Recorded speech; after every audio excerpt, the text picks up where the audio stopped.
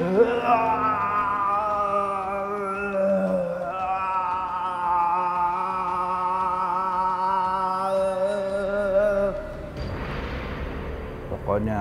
kalian harus ikuti petunjuk Mbah. Untuk ritual-ritual itu harus kalian lakukan. Tapi jangan lupa itu maharnya.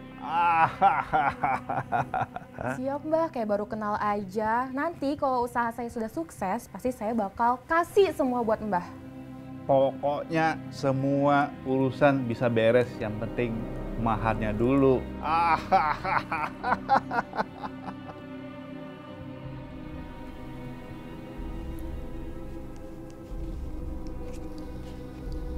Ini Mbah, apa yang Mbah minta sudah kami sediakan. Pergi ke dukun, paranormal, apapun semua saya lakukan supaya usaha saya lancar dan saya semakin kaya.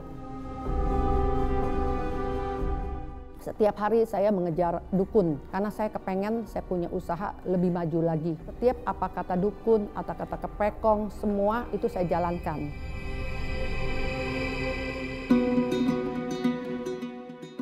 Wah, hebat juga nih cuan bulan ini. Canggih juga sih Mbah. Telepon dari siapa nih? Iya, halo? Dari dealer? Mau kirim sekarang mobilnya Mbak? Oke, kirim aja, saya di rumah. Oke. Omset saya itu dulu udah ratusan juta, 120 juta per bulan. Merasakan saya lebih hebat dari suami saya. Setiap saya kalau pergi ke mall, kemana gitu ya, saya lihat kalau ada yang saya suka barang, saya langsung beli. Misalnya mobil, saya beli. Mama beli mobil baru, tapi nggak bilang-bilang sih sama Papa. Emang Papa harus bilang Papa, ha? Ma, aku ini suamimu. Harusnya kalau ada apa-apa kasih taruh sama Papa. Suka-suka Mama, mau beli apartemen, rumah, mobil. Nggak usah ngatur-ngatur Mama. Udah sana minggir. Dia tambah maju bisnisnya, tapi saya juga lihat dia mengalami banyak perubahan, menjadi sombong, dia menganggap sekarang dia lebih hebat dari saya. Saya di situ saya timbul roh kesombongan. Saya merasakan kalau saya ribut dengan suami saya harus tunduk sama saya. Dia harus mengalah sama saya. Benar-benar waktu itu walaupun secara materi diberkati, tapi tidak ada yang namanya sukacita dan damai sejahtera.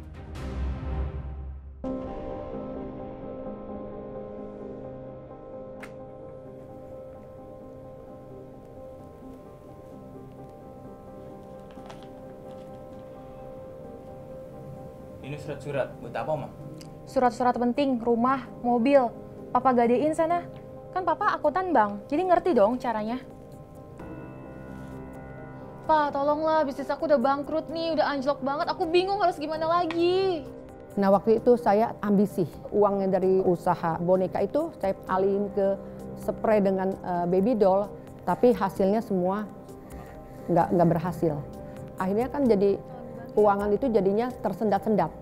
Nah akhirnya kita pinjam uang di bank. Apa yang ada aset-aset kita pun saya juga ikut setuju untuk dijaminkan, ya, termasuk rumah, termasuk mobil, semuanya kita jaminkan. Ya.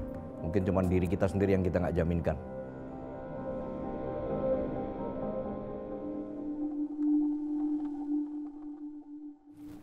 Papa udah kasih semua jaminannya. Dan Papa cuma dapat uang pinjaman 250 juta. Pak, tahu nggak sih, aku tuh butuhnya 1 eman, bukan 250 juta. Ini tuh nggak bisa buat usaha aku. 1 M. Ma, gimana kalau kita pergi ke Mbah Haja? Siapa tahu kita dapat jalan keluar dari sana. Saya merasa cash flow saya udah mulai tersendat. Saya pergi ke satu dukun, yaitu satu orang pinter.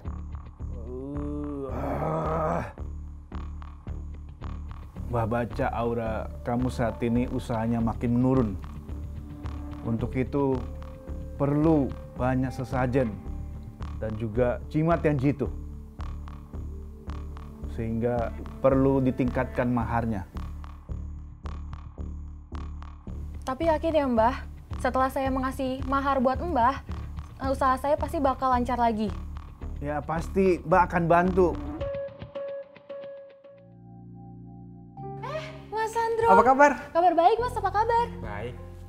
Habis dari Mbah ya? Iya Mas, gimana? Gimana ya? Oh ya ngomong-ngomong, bisnis gimana, lancar? Seret Mas. Ya sama aja ya.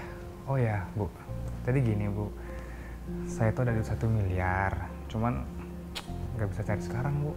Gimana kalau misalnya aku minjam duit 100 juta dulu sama ibunya, nanti kalau misalnya duit saya cair, baru kita join bisnis. Gimana maksudnya? Ya gitu, saya minjam dulu 100 juta, nanti kalau misalnya duit saya cair, nah kita join bisnis lagi gitu loh. Dan orang ini dia bilang dia mau join sama saya. Kamu kalau misalnya mau saya taruh dana, saya mau 1 M pun saya bisa ada. Tapi kamu bisa nggak pinjemin saya uang dulu 100 juta karena saya harus tebus barang itu. Karena saya mau dapat uang MM-nya itu, saya kasih semuanya. Nah ternyata orang ini penipuan.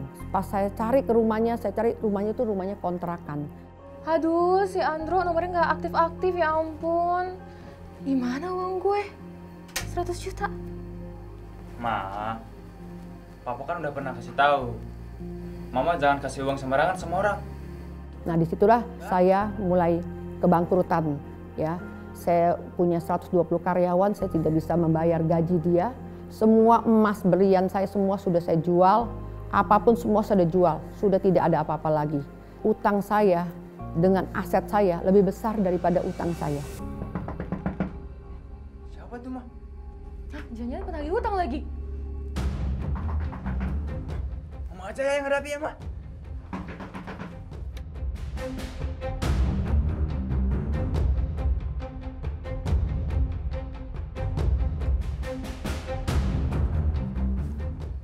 Bu, tunggakan ibu itu udah lama, Bu.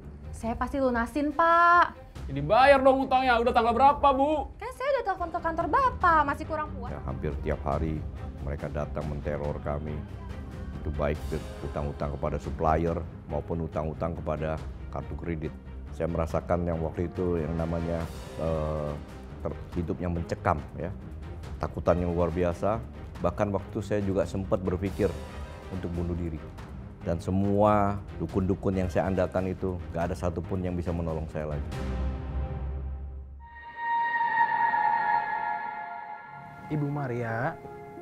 Ibu Maria harus bisa melepaskan semua yang mengandung kuasa jahat di dalam hidup ibu. Seperti jimat-jimat dan sesajen itu semua harus dilepaskan.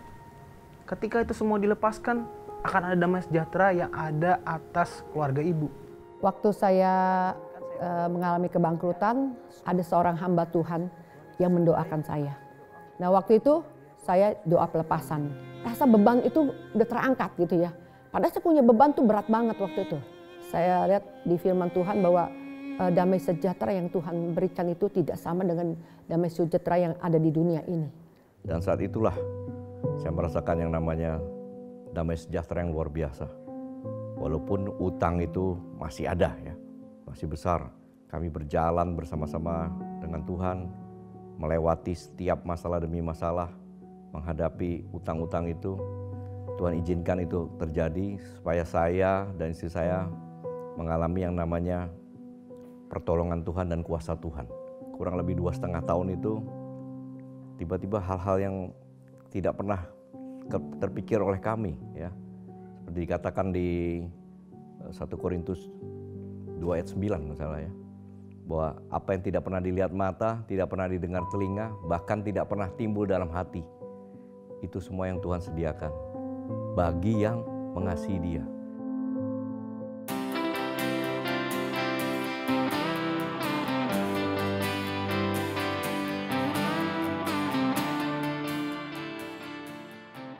Akhirnya kami bisa menyelesaikan utang-utang kami, bahkan keluarga kami dipulihkan, semua boleh mengenal Tuhan Yesus, kebaikan Tuhan Yesus. Jadi waktu saya rasakan Tuhan menolong saya dengan hal-hal yang di luar pikiran saya, di luar nalar saya pikir itu adalah karena kemurahan Tuhan dan kebaikan Tuhan.